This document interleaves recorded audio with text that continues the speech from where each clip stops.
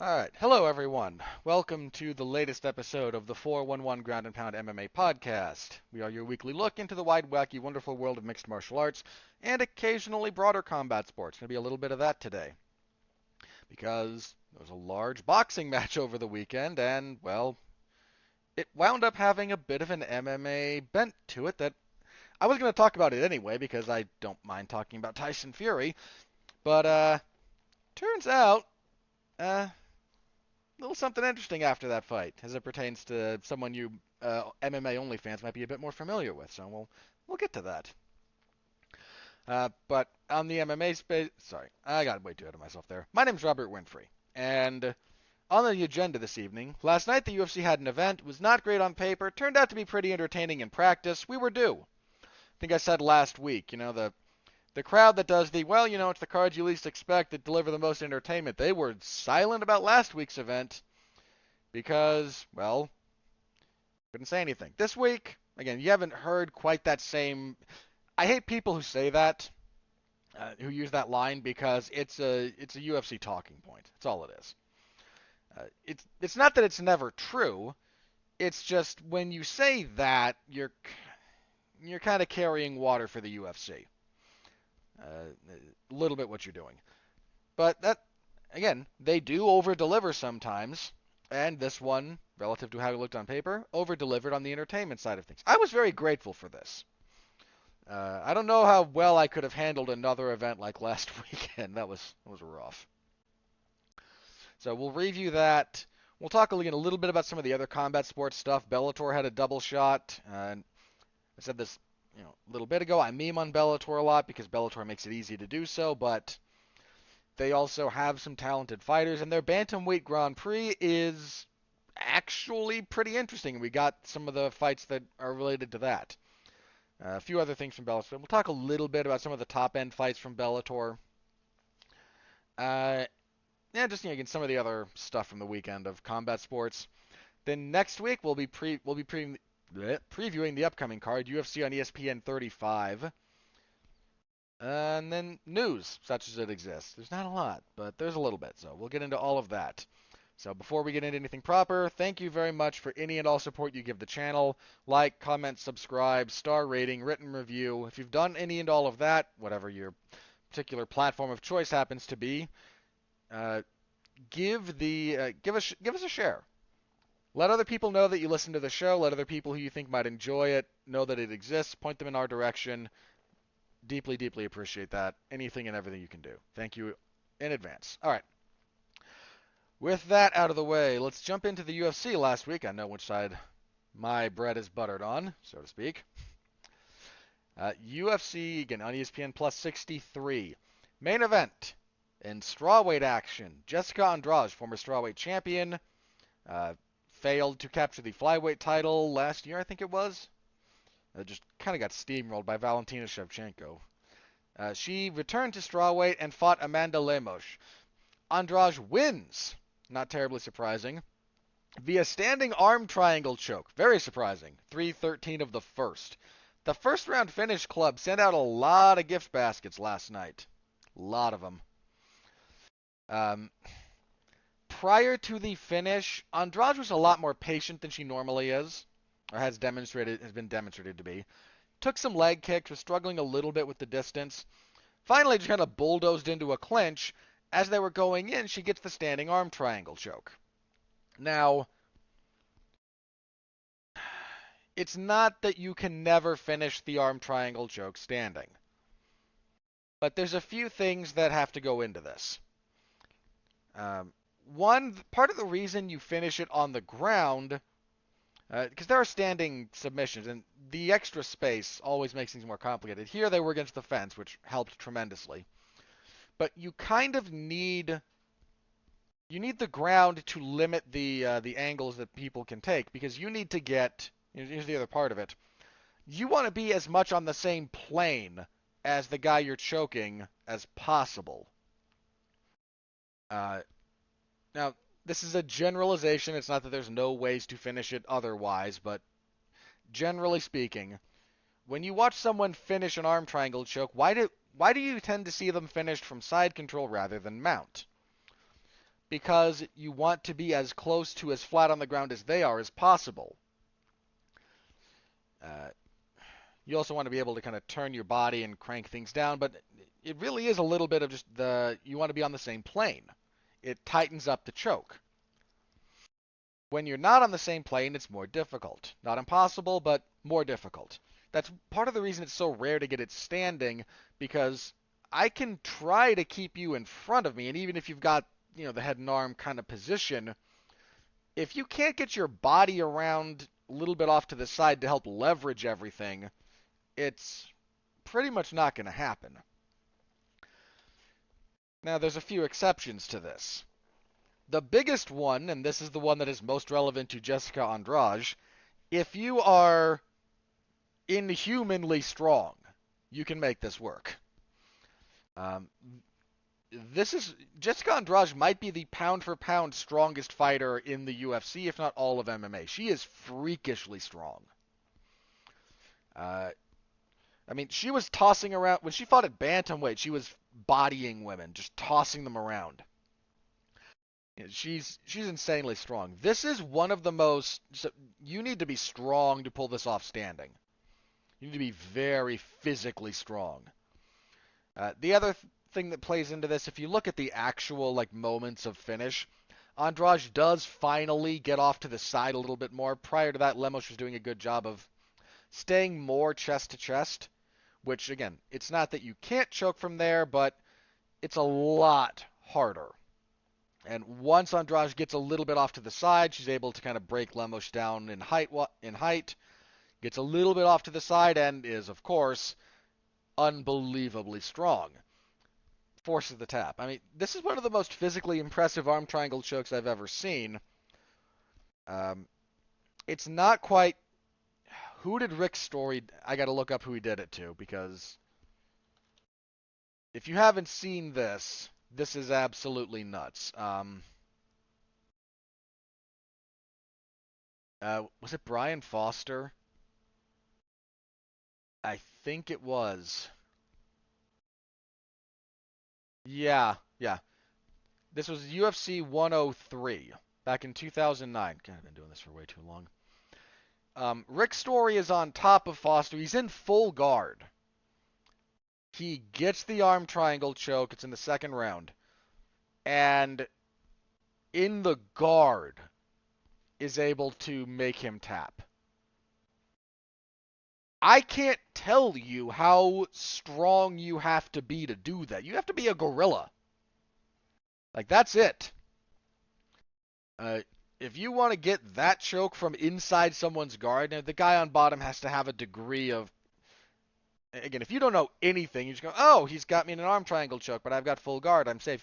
If you are just completely lost down there, you might still get, tapped out, especially by someone who really knows what they're doing. But Foster was no untrained amateur, and Story just with this inhuman squeeze, what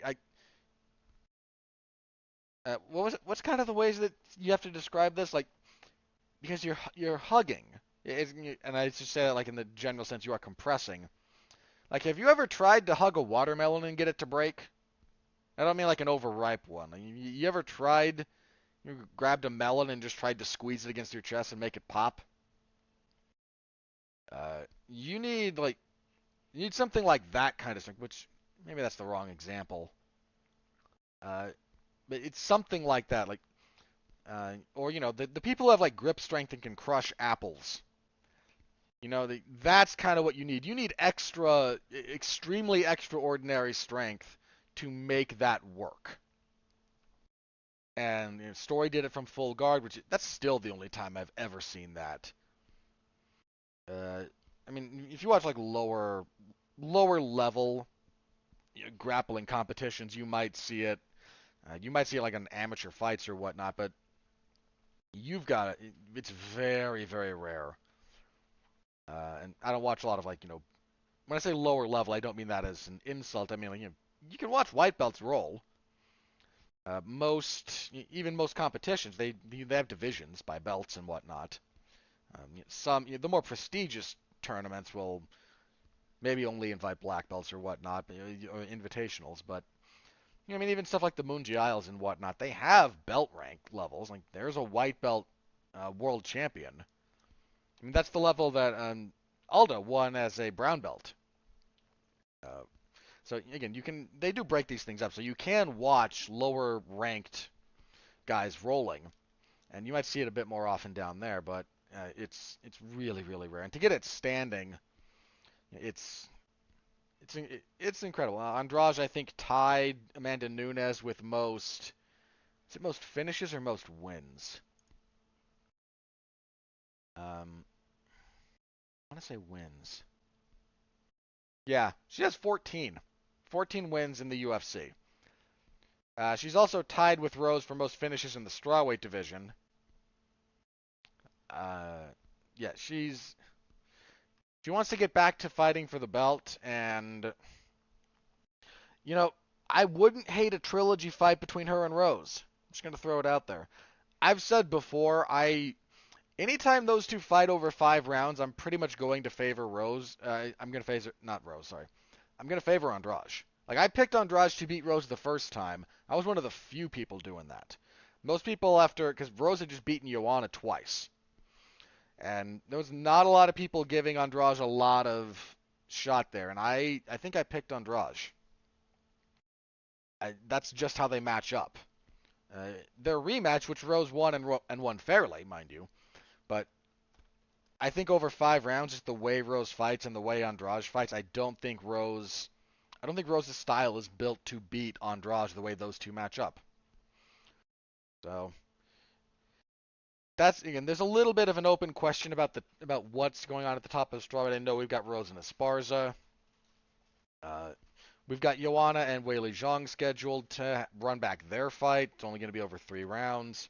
Now we've got Andrade back, and she's absolutely a viable title challenger. She's very very good. Uh, a little bit of a slower start here. I don't know if that was just about Lemos or what, but ultimately she got the win, and she's just a tough out, man. Even people who beat her, like, you don't. The only person who had something of an easy time with Andrade was Shevchenko, and even that wasn't easy. It was just she's a really good fighter, and she might win the belt back. Wouldn't surprise me one bit. So, solid enough fight for the main event. Again, didn't last all that long. Co-main event. Claudio Puelles defeats Clay Guida via knee bar, 301 of the first. Puelles is now the only person. He was the only person with 2 knee bar finishes in UFC history. He now has 3. This was. I don't have a whole lot to say about the fight in general. It kind of went as follows. They came out, they threw a few tentative strikes. I think Puelles went for the first takedown. Guida kind of reverses him because Guida's the better wrestler, but Puelles immediately attacks with a triangle choke, switches to a triangle armbar. Guida gets free, switches to an omoplata, uses that for bits of control. When Guida is able to step around the head and get his arm free, he winds up in half guard, and Puelles inverts, grabs the knee bar. Guida just got drowned. He just got drowned in the jiu-jitsu. Watch the knee bar. Look this thing up if you haven't seen it. It is lightning fast. You can tell kind of how deep a knee bar is also by how far the opponent's leg is, trapped. Guida's foot was up by Puelles' ear. He had that in deep. Good stuff from Puelles. This was Guida's last fight on his current deal.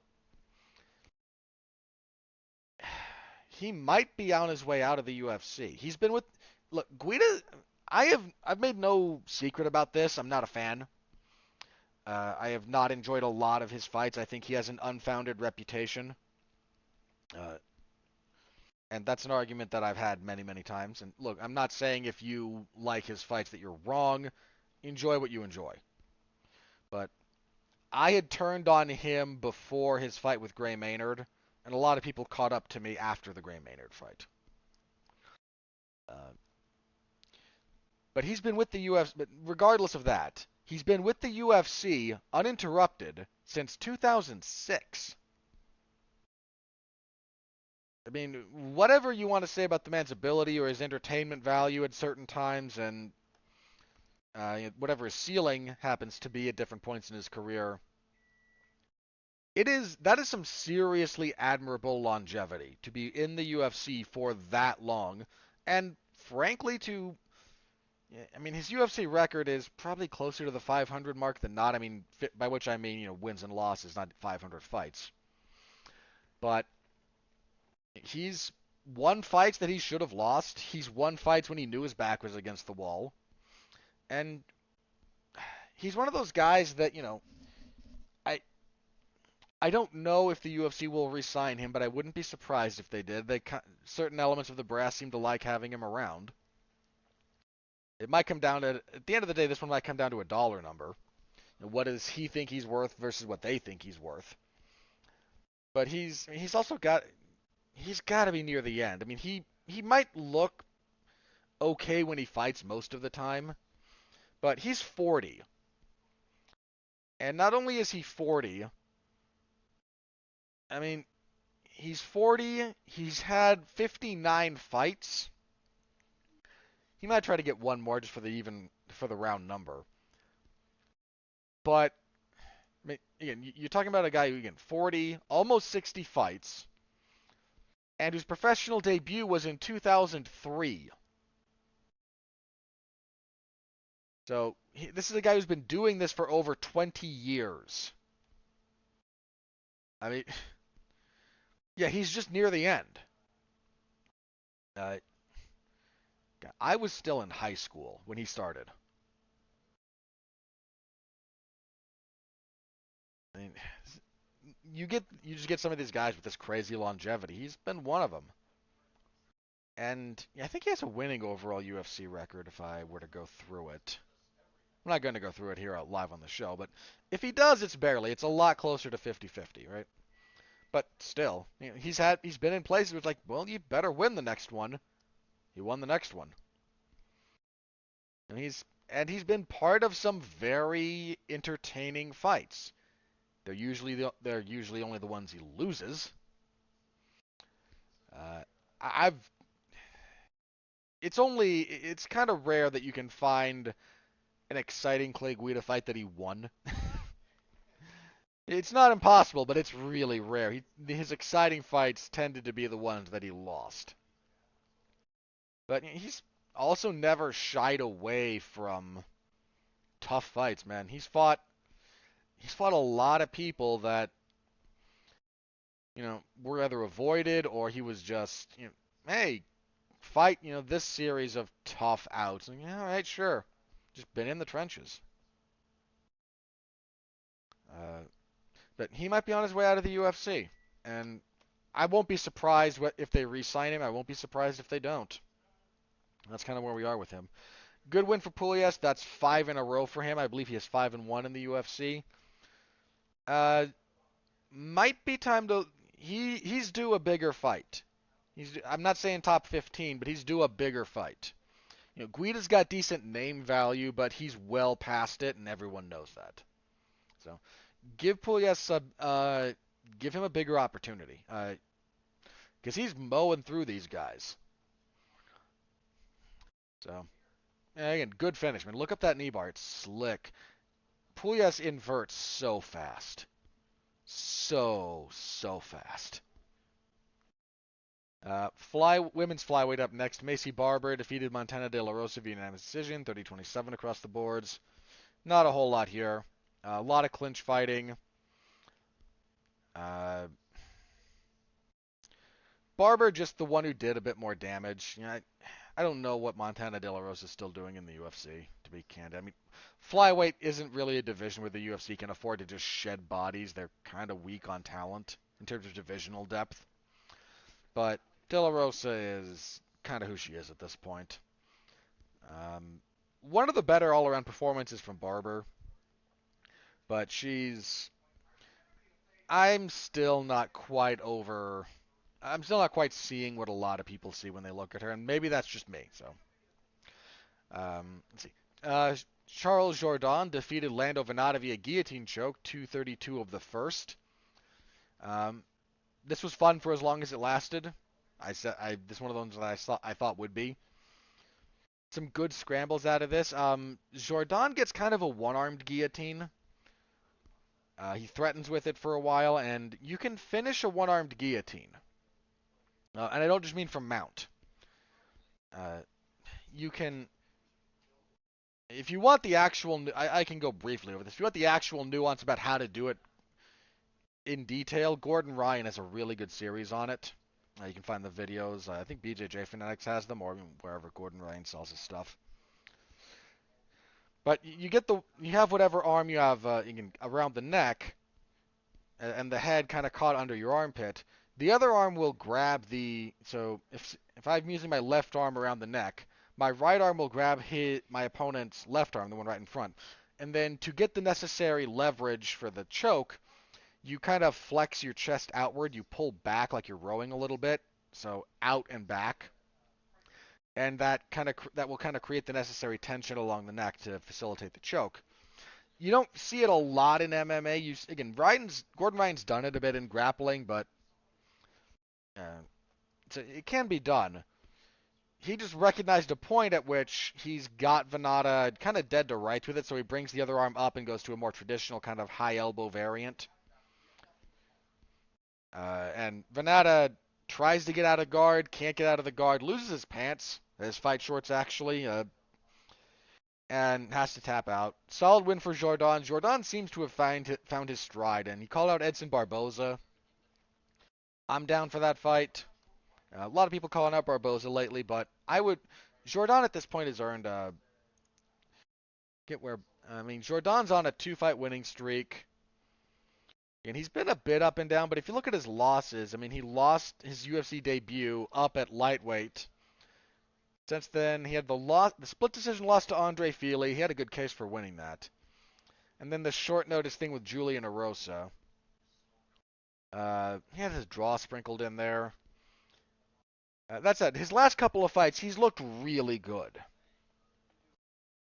So I'm amenable to him calling out a bigger name. Double check where Barboza is, because Barboza just coming off the loss to Bryce Mitchell. He's ranked 12. Yeah, I don't hate I don't hate Jourdain calling his shot. I think a fight with Barboza would be a fun stylistic matchup. You got Shane Burgos sitting at 14. Jourdain and Burgos would be kind of crazy. But he should be. I'm not opposed to him kind of taking aim at the lower end of the top 15. Tough loss for Venata, but Venata's kind of just. This is kind of what he does. He'll turn in an entertaining fight, but he tends to trade wins and losses. There was a catchweight fight next. Marc-Andre Barrios stepped in on short notice, replacing Roman Kopylov. So they contested the fight at 190 pounds. He defeats Jordan Wright with a guillotine choke, 236 of the first. Nice guillotine from Barrio. It's more on Wright. On Wright's takedown, he goes for a high crotch. And when you do this with your neck already being threatened, one of the things you have to make sure you do is you get around the far side leg. Because otherwise that leg comes up and then you can't pass to the safe side. One of the ways you do this, who was it I saw? I think Brian Peterson, the YouTube channel Teach Me Grappling. I saw his video on this a little bit. What you want to do to kind of facilitate this is so if I've got your right leg, I need to if that's the one I've got up and I'm trying to take you down, I need to take my right leg, step around so my knee blocks off your left leg. This stops you from kind of rebalancing, and if you're worried about being choked, will help stop that leg from getting around into full guard. And he just wasn't able to he wasn't able to get around to the safe side, falls into the wrong side on half guard. Can't get out, has to tap. Solid win from Barrio. On the prelims, Sergey Hondushko defeated Dwight Grant via TKO 4:15 of the second. Fun little brawl between these two. This was your fight of the night, and I don't object to that. Light heavyweight Tyson Pedro returned for the first time since 2000, I think 18. It was over 3 years. He defeats Ike Villanueva via knockout, leg kick, and punches, 4:55 of the first. Was landing pretty good calf kicks throughout the first round. Finally drops him with one, and then as Villanueva is sitting against the fence, just hammers him with right kind of uppercuts to the. He's standing over him and just. I call it an uppercut because that's the direction it's going, but just those hockey punch style uppercuts, just boom, boom, knocks him out. Nice reintroduction for Pedro. Pedro was a legitimate prospect who just would make boneheaded decisions. He was beating Ovince St. Preux until he got swallowed in wrestling. He was beating Shogun and then just made a couple of really, really boneheaded decisions that badly cost him. If he's able to smooth out his fight IQ, he might still have time to be a player. Let's see, bantamweight, Orichi Long defeated Cameron Else. This was Orichi Long had moved up to bantamweight for this. He'd been at flyweight before. He looked okay here. Cameron Else did not have a good response to kind of the punching power, either in terms of what his defense, his feet kind of got locked up, just was not comfortable trading, and Orichi Long just punished him for it. Light heavyweight Felipe Lins, welterweight. Preston Parsons defeated Evan Elder via unanimous decision, 130-26 and 230-27s. I was 30-26. Elder took this on somewhat short notice. He's more a lightweight than a welterweight. We had some fun scrambles here, but Parsons was just a superior grappler. Was able to get dominant position. He passed to Mount a lot of arm triangle threats. Eventually he kind of bailed on those and just laid in ground and pound. Solid performance from Parsons. Light heavyweight. Felipe Lins defeated Marcin Prachnio via unanimous decision, 29-20 across the boards. Prachnio 1, Lins 2 and 3. Not a lot of controversy here. Not a great fight. And speaking of not a great fight, God. Kicking everything off, Mike Jackson, who you might remember as having fought CM Punk in Punk's second fight for the UFC, in what I called the worst fight of that year. I got a little bit of crap for that. A lot of people thought it just disagreed with me, which is fine. I'm not infallible. You're welcome to disagree with me, but that's where I landed. I thought that fight was the worst thing I saw all year. And that happened the same year as Derek Lewis, Francis Ngannou, which was number 2 on that particular list. Anyway, he was back for the first time. He won that fight technically, and then had it changed to a no contest after a failed drug test. He defeats Dean Barry via disqualification 3:52 of the first. This fight. I also need to say something very briefly about the whiplash effect that I got from this fight. You see, right before the UFC event started, not like minutes before, but not too long, the heavyweight title fight between Tyson Fury and Dillian Whyte had ended. So understand, I went from watching Tyson Fury versus Dillian Whyte to Mike Jackson versus Dean Barry without a whole lot of space in between. I mean, again, whiplash. The best heavyweight boxer of our era, Tyson Fury. That's my opinion. I'll talk about him and Whyte when I get in a minute or two. Going from that to this. I mean, so the fight ends. The round goes a little bit as follows. Barry comes out. He's way too amped up. He's throwing some side kicks. He lands one.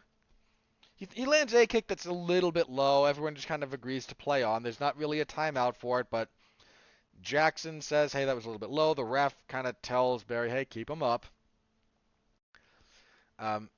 Jackson's doing a decent job of shoulder rolling and kind of trying to pot shot from distance with his boxing, but he's not having a lot of success.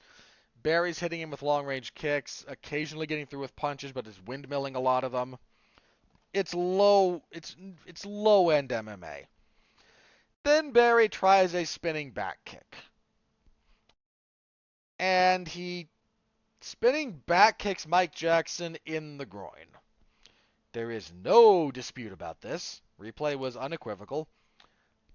We get a break. Jackson takes a little over 3 minutes. Ultimately, he does recover. Now, towards the end of of the time he took, Paul Felder on commentary. Felder did a good job all night. Let me preface this. Felder and Cormier wasn't quite in full-blown podcasting mode for much of this. They did a lot of vamping. There were some fights that fell out. So there were times when they had to vamp it. It seemed like DC got a fair bit of his silliness out of his system. He wasn't quite as... It helps that a lot of fights had finishes, some of them fairly quickly. He never quite got bored, which I think happens to him a lot. But towards the end of this, Jackson is talking the whole time. Like, he takes this kick, it's a bad kick to the groin, and he starts cursing, and he's talking to the ref, he's kind of talking to himself. And after a couple of minutes, in this case literally, like about the 2-minute mark or so, he's laying on his back and he's still kind of talking. And Paul Felder on commentary says, you know, if you're feeling well enough to talk to yourself, you're probably feeling well enough to stand up. Now, he didn't say to continue. It was more like, okay, you don't need to still be flat on your back at this point, buddy. And he would... I'm going to give him a little bit of a break because that was the way he couched it. He did not say you need to be able to... If you're talking, you can continue to fight. That wasn't what he said. It was more... Again, you could probably be on your feet by now, or at least making an effort to stand up instead of laying down. Now, we can draw some generalities about how people react to bad groin shots. But ultimately everyone does respond differently. If the way Jackson kind of processes and tries to move forward is a stream of consciousness soliloquy, a profane soliloquy, whatever, that's his process. It's not mine. I've been hit very hard in the groin. That is not my process at all. But it was just one of those things that it kind of towed the line of, acting in good faith. Jackson ultimately is able to continue. We get back to fighting, and a little bit later they clinch up, and as they're breaking, Barry tries to frame off of Jackson's face with his left hand. In the process of pushing him away, he gouges Jackson's right eye badly. Replay, badly. Jackson gets a break, of course, because he's been fouled badly. The doctor comes in to check on Jackson, and Jackson, for a while, can't open his right eye. After a little bit, he can. Dean Barry is trying to insult Mike Jackson over this, saying he took the easy way out, and I'll yell at Dean Barry in just a second. When Jackson said, "I can't open my eye," it looked like he couldn't. And then how the muscle responds, like when you can't open your eye, that's what's happening. The muscles that control your eyelid in that area are spasming shut. A little bit later, about a minute or so later, he can open the eye, and that just means the muscles have stopped spasming. This will vary wildly depending on individual cases. It's not just how bad was the eye gouge. This is one of those things that gets missed.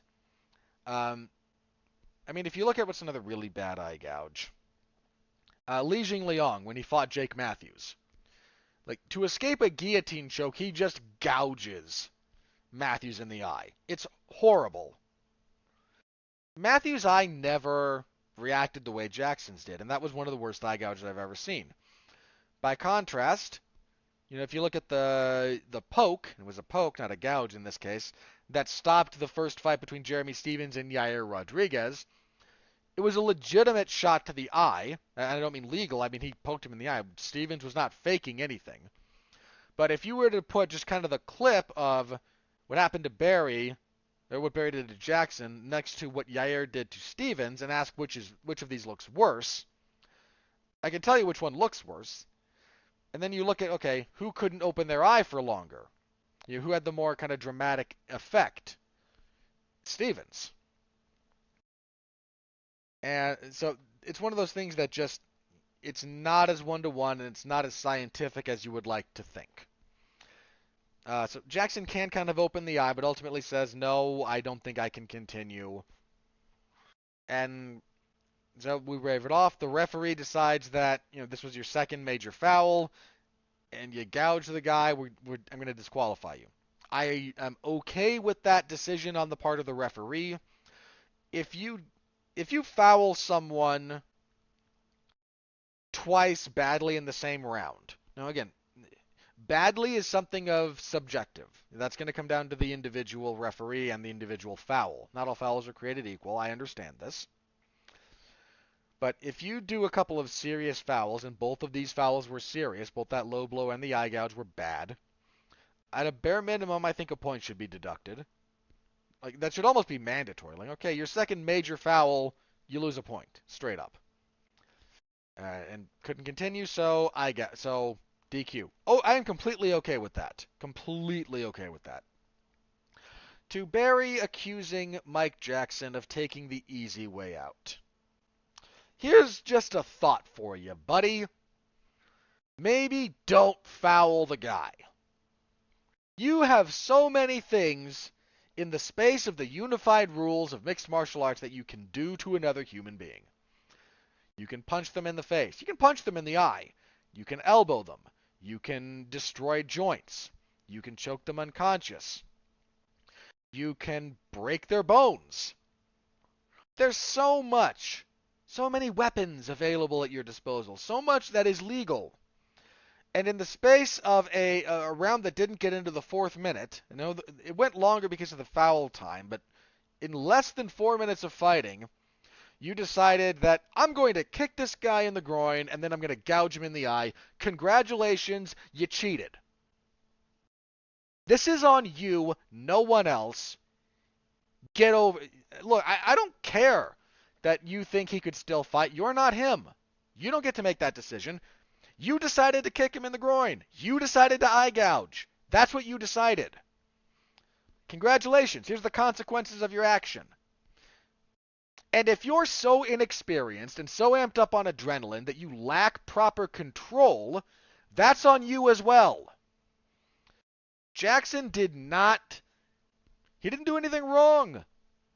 I'm sorry, I'm not a fan of Mike Jackson's. But who is the aggrieved party here? Who got fouled? More than once, seriously.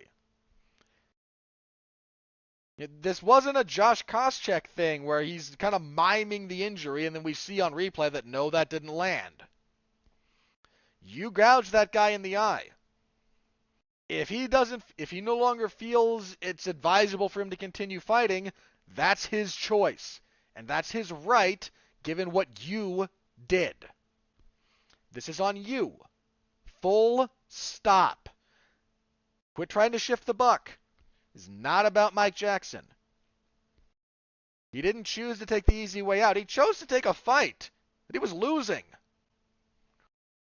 He chose to be a 40-year-old man without an official win to his name fighting in the UFC.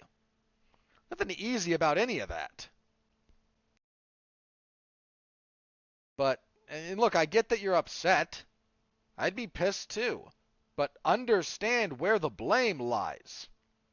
And it is with you and only with you. If you had fought clean, we would not be having this conversation. But you fought dirty. And, okay, tell you what, I'll even rescind a little bit of that. Because dirty implies a lot more intent. Even if you were not intentionally being dirty, you fought reckless. And when you fight reckless, this happens. And when you start fouling, guys, you're going to run into people who go, you know what? No. I know the rules. I'm not going to be party to being kicked in the groin. And then gouged. And then eye gouged. Fight clean. And this won't happen. But, hey, no. For a sport where a significant chunk of the athletes try to espouse a philosophy of personal responsibility and whatnot, They are very, very quick to shift blame in circumstances like this to someone who they do not feel measures up to some arbitrary, imaginary version of, what do you want to call it?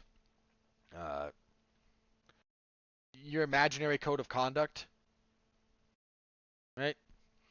Like, no. These are the same people who think tapping out to strikes makes you less of a man. Who, which is ridiculous, by the way. Who think that, what's the other one? Again, who think that if someone says I don't think I should continue to fight, well, you're clearly not.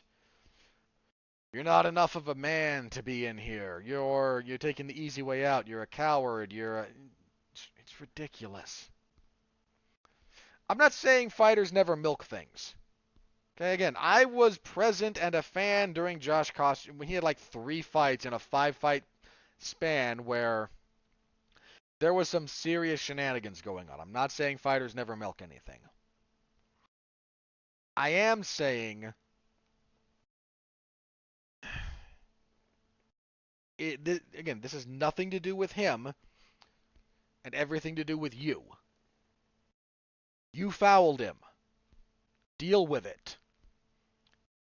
And if you can't accept the consequences of your action, then you're going to do this again, and something bad is going to happen again. Again, I understand you being upset.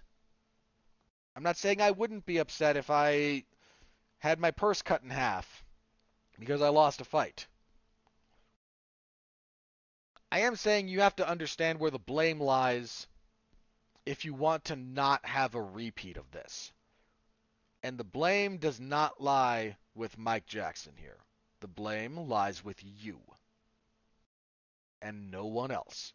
This is not a bad call by the ref. This was not there was no irresponsible fighting on the part of Jackson. This was you. And only you. No, Mike Jackson did not take the easy way out. He was put in a position due to illegal blows by you to decide he no longer felt comfortable fighting. That's it. That's all there is to it. That's, again. And if you don't want this to happen, get your stuff together, man. Fight controlled. Be more disciplined. And fight within the rules. There's nothing complicated about this. Oh. There's my little rant there to Dean Barry. It was not a good fight anyway. And that was the event. Now, we lost a couple of fights the week of. We lost Manel Kopp and Sumu Darji. Unfortunate. I was kind of looking forward to that one. During the event, they announced that we lost the fight between Alexander Romanov and Chase Sherman. They're going to bump that to, was it next week? I think it was next week. Yeah, they're bumping that to next week's card. Which already has a crappy heavyweight fight on it. Why? Oh, that's not fair. So I'll get a full preview of that one. But that was the event. Your bonus winners. Fight of the night, I mentioned a little bit before, Sergey Hondushko and Dwight Grant. No objection. Performances, Jessica Andrade and Claudio Puelles. I'm not going to argue with that. But they were kind of spoiled for choice. There were a lot of people who you could have given that one of those bonuses to. I imagine there were some other discretionary bonuses handed out, but no objection to any of that. So thank you very, very much to everyone who followed along with my live coverage or read my report after the fact. That is available right now in the MMA Zone of 411mania.com. All right, let's move on to some other combat sports news. Let's start with boxing. Tyson Fury, the WBC and lineal heavyweight champion of the world, had a fight with Dillian Whyte. This took place were they in Wembley? I think they were at Wembley Stadium. Giant crowd. broke the record for like indoor attendance of 90 some odd thousand, I think. Just huge crowd. The undercard for this event, by the way, just sucked. One of the undercard fights was Tommy Fury, Tyson's younger brother, one of his younger brothers, wins a 6-round decision. Here's the thing. Tommy Fury's been one of those. He and Jake Paul had some back and forth a little bit ago. This might be a controversial. This is not a controversial take. Let me rephrase. This is an unpopular opinion. I think if they make that fight, Jake Paul wins. I am deeply unimpressed with Tommy Fury's boxing ability. Jake Paul would probably beat him. Again, that's unpopular because people don't like Jake Paul, but that kind of is what it is. As for White and Fury, ends in the 6th round via knockout Fury with this beautifully timed uppercut. White drops down, flat on his back, timber. He gets up before the 10 count. The referee says, "Walk to me." Takes 2 kind of steps and then just staggers off to the side. Good stoppage. Poor Dillian White, after the fact, said, I thought it was kind of a close fight. No. The official scorecards, all of them had Fury ahead going into the 6th. One of them had given him all 5 rounds, so did I. The first was closer. One judge had given White the first, which I think is acceptable. One judge had given White 2 and 3, and then had given Fury 1, 4, and 5, which I think is a little bit odd. That doesn't make a lot of sense to me. But he was down. It wasn't a total blowout, but every round things got worse for Dillian White. First round, a little bit even. Low activity round from both gentlemen.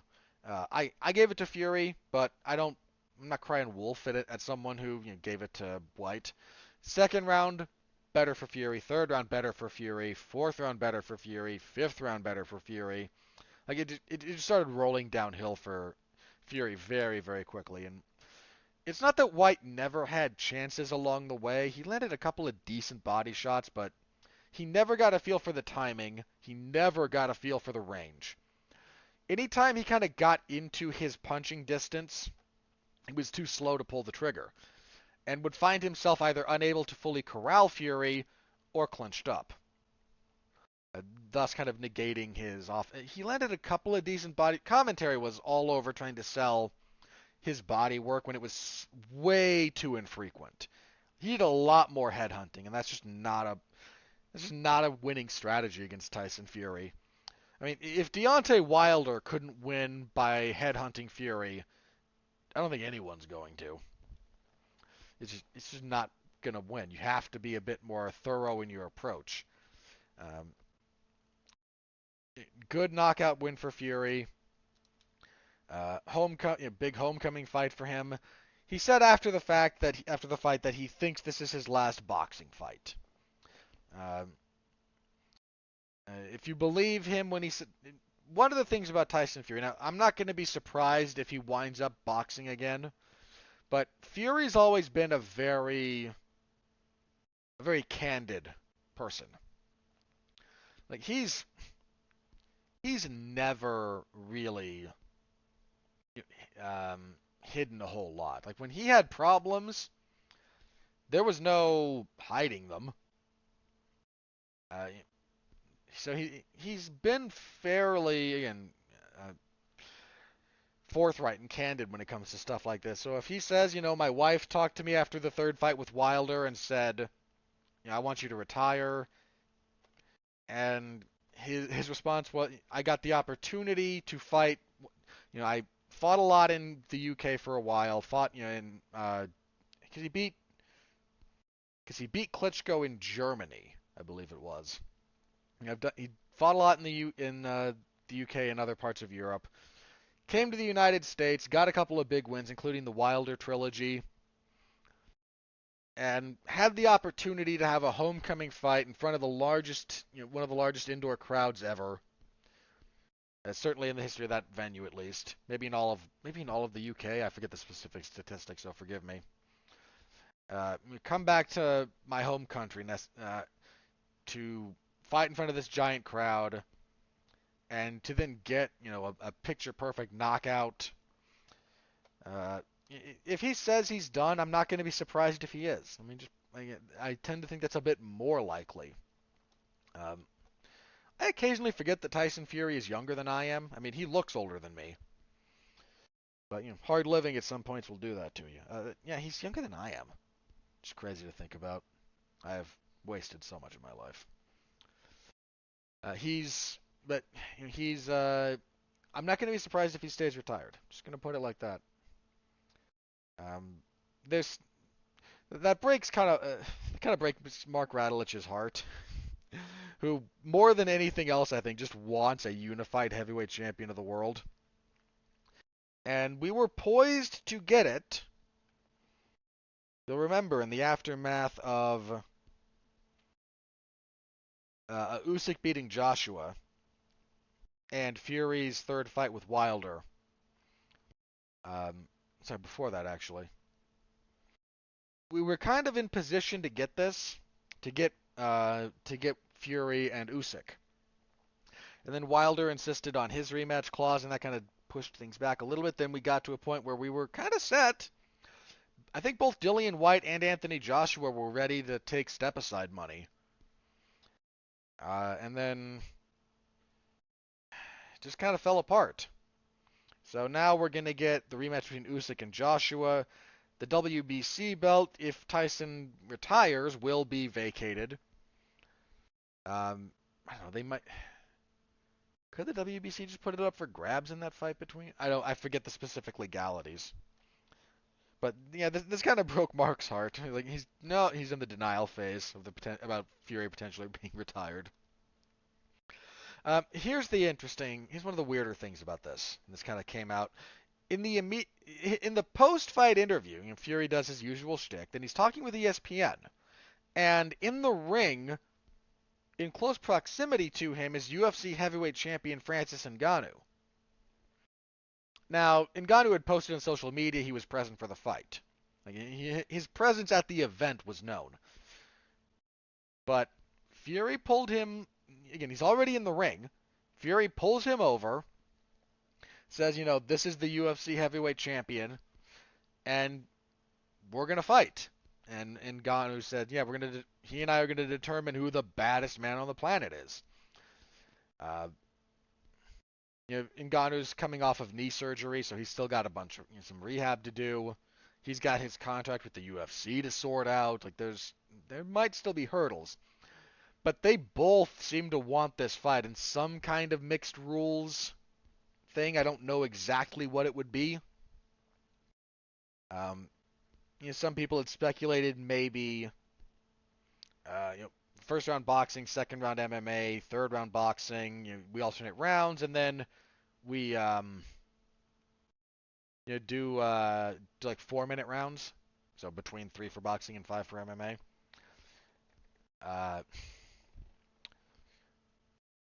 Here's my thinking about this very briefly.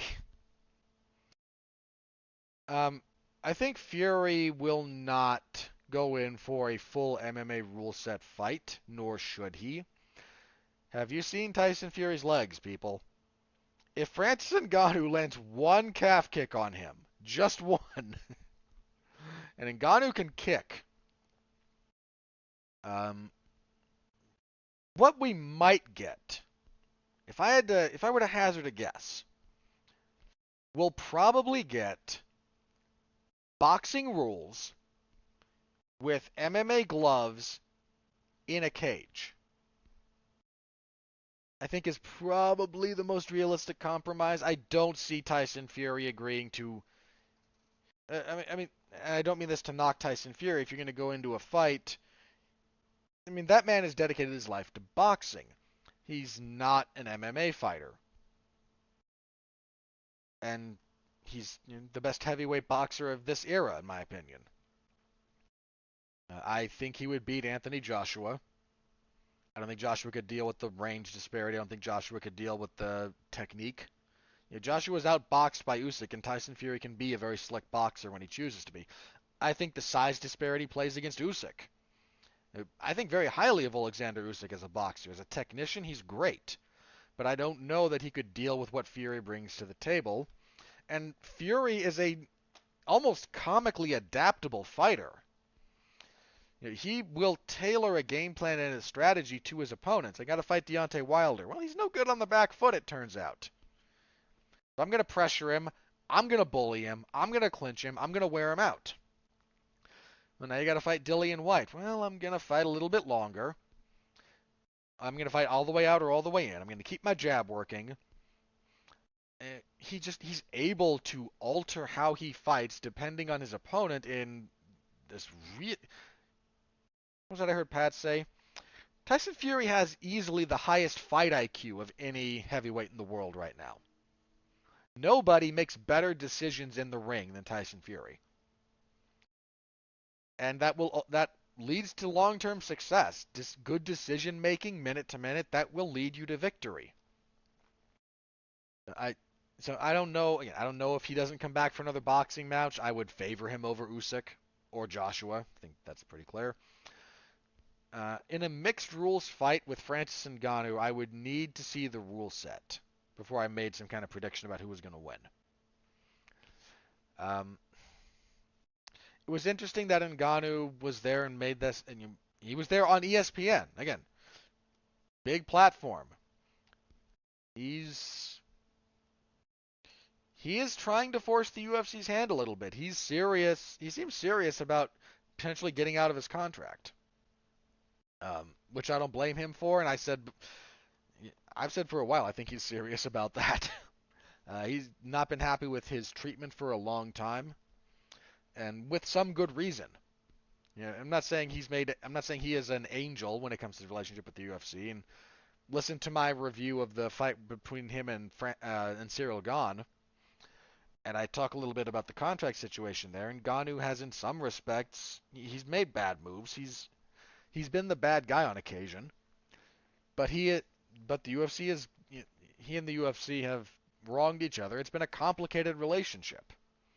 And neither one of them is the angel or the purely aggrieved party. But if they make that fight, it's not going to be Mayweather-McGregor. I mean, Tyson Fury is not the pay-per-view draw that Floyd was, and Ngannou is certainly not the pay-per-view draw that McGregor was. But I do think they could draw a serious crowd. Again, the rule set would determine a little bit of this. But I do think they could draw. And I think there's a lot of money to be made there. So, and for the record, for those of you going, some retirement by Fury if he's going to fight Ngannou, he said he doesn't consider that a boxing match. So, again, depending on the rule set that's involved and whatnot, who knows? He's hinted he might be interested in another kind of WWE run, which he's got the personality for it. He's not done, he's certainly not done the wrestling training thing. I mean, he learned how to take a few bumps. He had that bit with Braun Strowman. He and Braun Strowman had a match at one of the Saudi blood money shows. But he's certainly got the personality for it. I mean, the pre-match package they had for him was amazing. I mean, just amazing. Watching White and then Fury. Tyson Fury has the best walkouts in combat sports. Period. Watching that just reminded me how bland the UFC's presentation is. Even for their biggest fights. What's the biggest fight in the UFC you can think of? And there's several you could choose from. What's the most interesting thing they've ever done for the walkouts? I mean, the closest they've ever come would probably be, and this wound up being McGregor versus Chad Mendes. Because that was going to be McGregor and Aldo. And they got live, so Sinead O'Connor sang Conor McGregor to the ring, and then I forget who, there was a country star whose name escapes me, so forgive me, who sang Chad Mendes to the ring. And the joke that came out of that was, Jose Aldo comes out to a Rihanna song, right? No way they're going to pay Rihanna the prices for that. For her to do that live. Uh, but that's the closest they've come. Like the UFC's presentation is just bland. Like, you can still feel the electricity when you're watching an event, but the UFC does like they're when they want to, their kind of pre-pay-per-view packages and those promos can be really good. A lot of them are very bland, but they can be very good.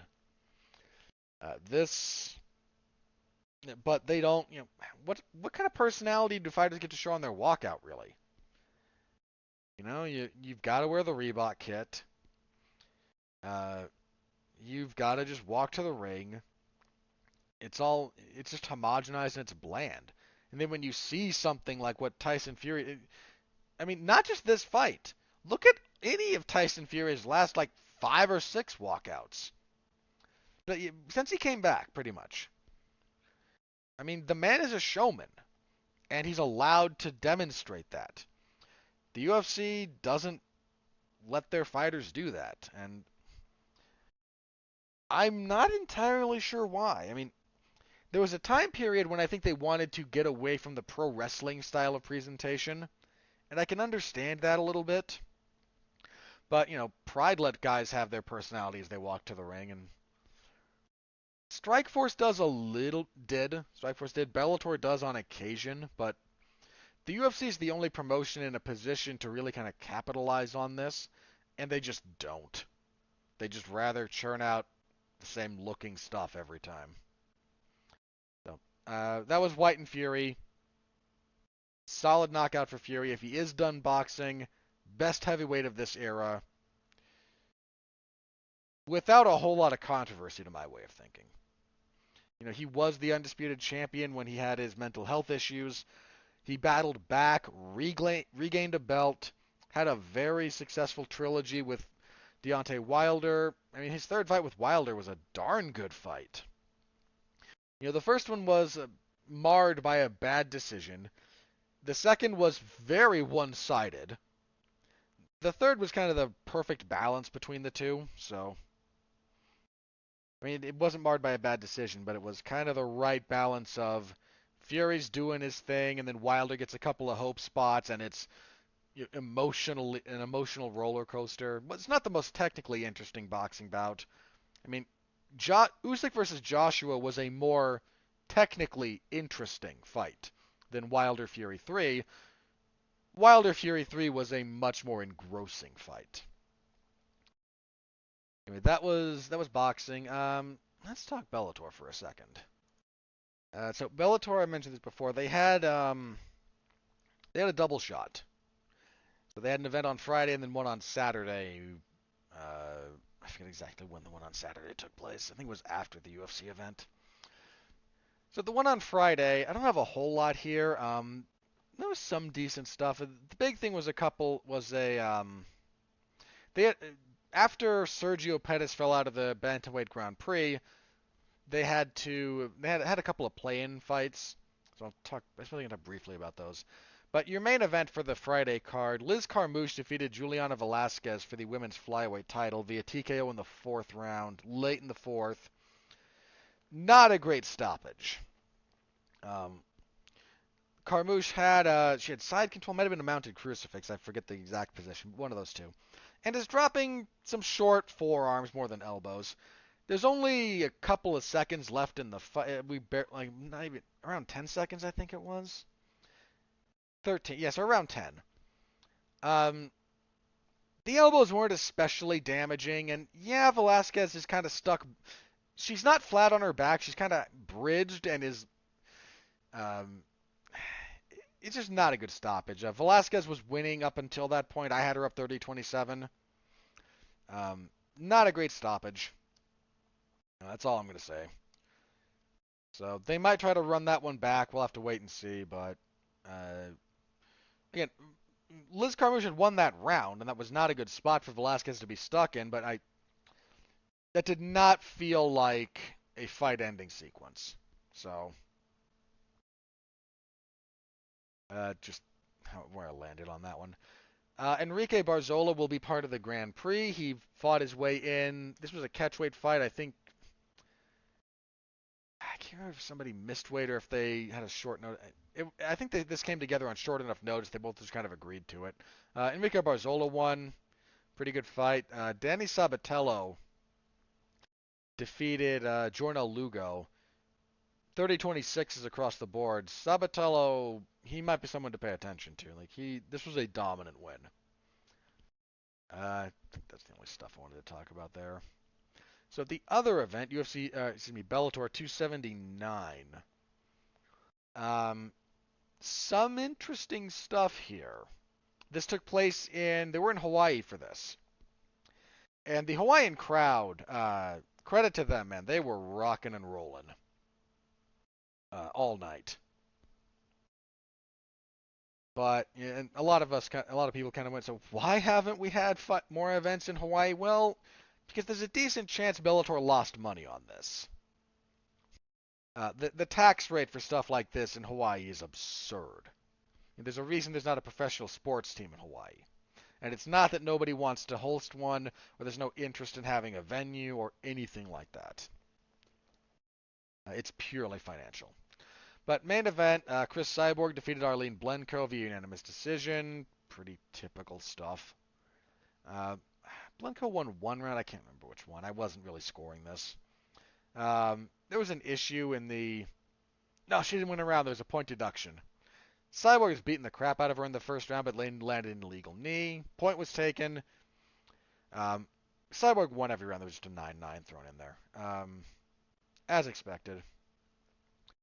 Halfie and Stotts defeating Juan Archuleta. Stotts is again, he's another one of these bantamweight guys you got to pay attention to, man. Bantamweight is a deep enough division that there are plenty of guys outside the UFC who are very good. Stotts might be one of them. The other bantamweight fight from this one, a 5-rounder. I think all these are 5 rounds. Was this a interim? Yeah, this was the interim. Oy. Because Pettis fell out, and Pettis is the champion, Sergio. They're creating an interim title to go along with this. Will be defended throughout the... just unnecessary headache. Patchy Mix defeated Kyoji Horiguchi via unanimous decision, 48-47 across the board. Mix was just able to, in 3 of the 5 rounds, get back control and ride out the round. Kind of similar to how Aljamain Sterling does a lot. Just, hey, I got your back, and you can't get me off of here, so I'm going to win this round. And if I can do that 3 times out of 5 rounds and then not drop a 10-8 round or get stopped, I win. Wasn't a bad fight. Sucks for Kyoji Horiguchi, man. He's on a rough stretch right now. But Mix might win the Bantamweight Grand Prix. Just throwing that out there. Yancy Medeiros and Emmanuel Sanchez had a barn burner of a 3-round fight. They just went to war. That was a pretty good one. Kish and Alimale McFarlane, I didn't really care about. Kish beats Alimale McFarlane, that might be a seriously, I'm not going to say totally backbreaking loss for McFarlane, but it's not a good one. That's a pretty bad loss. She's now lost 2 in a row. I mean, she could retool and whatnot, but she's talked about potentially thinking about retirement recently in the past, so it's a bad loss. Anything else from that card worth talking about? Not really. I mean, Goiti Yamauchi getting a submission I think he has like the most submission wins in Bellator history now, so that's something. It just wasn't a whole lot else here, I think. Yeah, so that was Bellator. A couple of things from the PFL, actually, I'll talk very briefly about. Antonio Carlos Jr., Shoeface, got a 30-second not anaconda, Darce choke. One of the things that came out after the fact, he said he paid more in taxes for this fight than he made in his entire UFC run. which I don't really have a problem believing, depending on how he's talking about how much he earned from the UFC. If he's talking about how much he netted from the UFC, I don't really have a problem believing that. He mentioned he was on like a. This is something that happens to the people from The Ultimate Fighter. Some of them will sign bad contracts, and that was the case with him. He signed a 10-fight deal, and if you're on a 10-fight deal, you'd best believe the UFC is not going to renegotiate that until you're on your last couple of fights, if they're going to renegotiate it at all. So he got seriously hamstrung in that respect. Like 10 fights for whatever he got paid coming off of The Ultimate Fighter. That was that was he was probably not paid a whole lot coming off of that show if we're talking contract. And then to have to fight that out for 10 fights, that's a lot, man. You got to figure that's 3 to 4 years. That's 3 to 4 years of making what, 15 and 15? I don't know exactly. I'd have to look up what he was making, but he was probably not, he was. Let me put it this way: he wasn't making even 50 and 50. He might have been like 24 or 32 on either side, but you got like 4 years of trying to fight out that. Yeah, I don't really have a problem believing that he got paid more for this. That this was more lucrative for him financially than a lot of his UFC career, if not all of it. No problem believing that at all. Other thing from the PFL, very briefly, if you didn't see Clay Collard versus Jeremy Stevens, look it up. Darn good fight. Darn good fight. So that's my other combat sports related stuff roundup. Let us move on to the next UFC event to preview. So UFC on ESPN 35. This shouldn't take very long. I've been going for a while at this point. Main event, good fight. Rob Font and Marlon Vera. Two highly ranked bantamweights. Where are they both ranked at the moment? Font is 5, Vera is 8, so yeah, two top shelf bantamweights. Font, coming off a loss to Jose Aldo, that broke a pretty long winning streak he had going. Whereas Vera, I believe, is on a good winning streak. 2 also has a loss to Jose Aldo in there. Beat Sean O'Malley. He knocked out Frankie Edgar's last fight with that front kick. This is a very good fight. These are two very technical fighters. Vera's a bit more wild and a bit more unpredictable when it comes to his techniques. Font's a bit more fundamental, but that leads to a lot of success. Both men are pretty good grapplers. I imagine whoever gets on top will be at the advantage. Font's a slightly better wrestler. I feel like I'm not going to be surprised by either guy winning. They're both very good. I'm going to lean towards Vera, and I'm probably going to feel silly because Font is he's pretty rock solid, man. But I am going to lean. I'm going to lean towards Vera, so we'll see how that goes. But it's a really good fight. The rest of this should come quicker. Heavyweights, Andrei Arlovsky and Jake Collier. That's going to suck. Yeah, it's going to be Arlovsky. He's going to do what he always does. He might give away the first, and then he's going to force Collier to fight the fight Arlovsky wants to fight, and Arlovsky wins those fights. Featherweight, Andre Fili and Joe Anderson Brito. As much as Fili is past his sell-by date, he's 31, but hasn't won since 2020 when he had a split decision over Charles Jourdain that, again, I kind of thought he lost. He's probably going to win this, but, Fili's just meh. Lightweight, Jared Gordon and Grant Dawson. It's not an awful fight. Dawson coming off of a draw, which I think was fair. He kind of gassed in that third round against Rick Glenn. If he does that against Gordon, Gordon will not fight to a draw with him. Gordon will probably put him out. Gordon's on a 3-fight winning streak. I'm going to lean towards Dawson, but that's not a bad fight. Featherweight, Darren Elkins and Tristan Connolly. I don't pick Darren Elkins to win at this point, even though it's not impossible for him to do so. I just don't do it. So, Connolly. Middleweight, Christoph Yatko and Gerald Meerschaert. Yatko has a lot of ability, but he's on a 4-1 streak. Only lost to Sean Strickland. Kind of should pick him here. Well, logic. Meerschaert's on a 3-fight winning streak.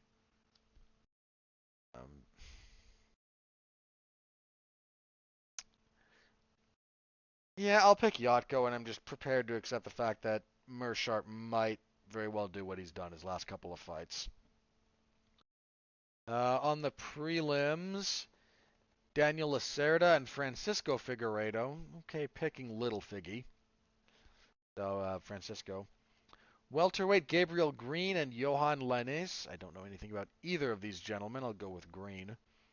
Lightweight, Natan Levy and Mike Breeden. Okay, going with Breeden there. Women's flyweight, Gina Mazzani and Shanna Young. I'll pick Shanna Young, I think. Jeez. No. Young's 0-2 in the UFC. Mazzani's coming off. She got stopped by Priscilla Cachoeira. I'll pick Mazzani, but yeah. And a flyweight fight between Tatsuro Taya and Carlos Candelero. Candelero?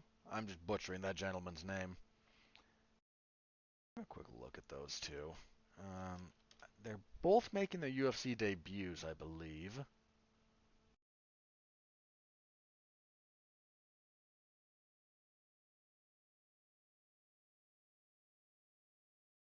Tyra is 10-0.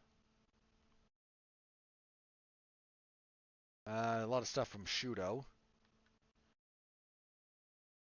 Whereas Candelario? I don't know how he wants that. He's from the United States, so there could be any number of ways he prefers that pronounced. He lost his Contender Series fight. Last year. I'll go with Tyra.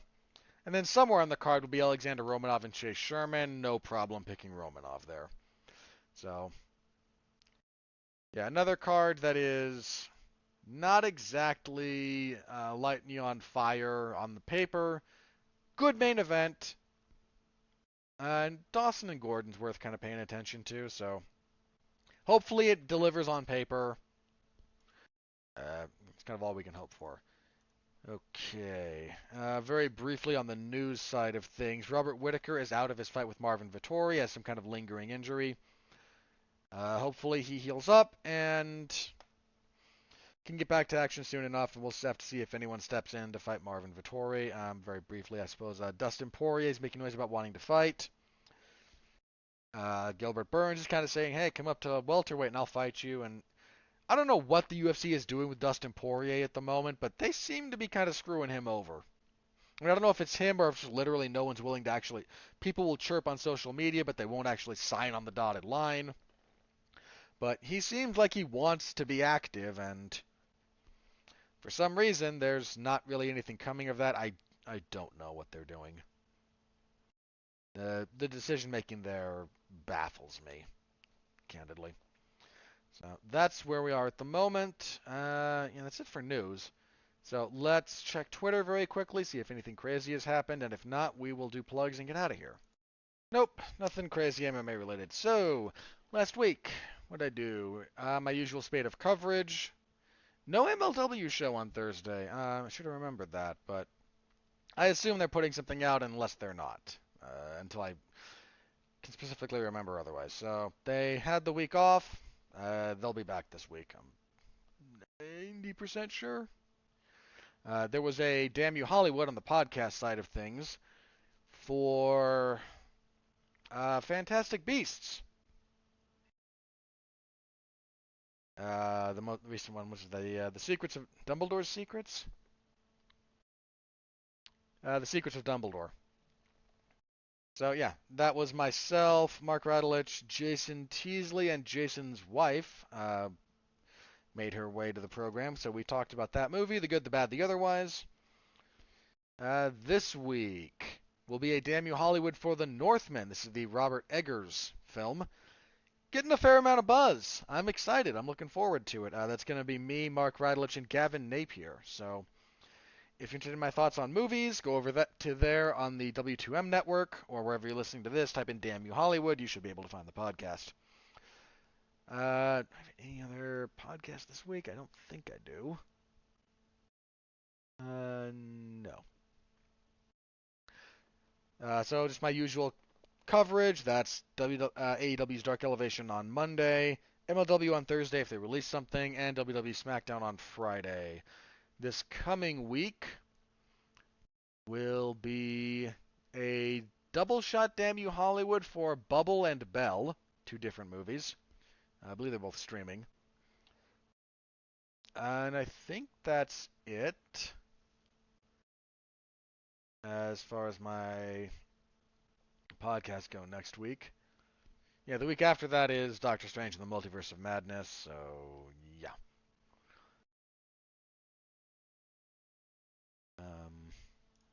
We're doing Firestarter the week after that. Okay, sorry, that's further out. And of course, Saturday, the UFC event, then we'll be back here next week to review UFC on ESPN 35. And we will preview UFC 274.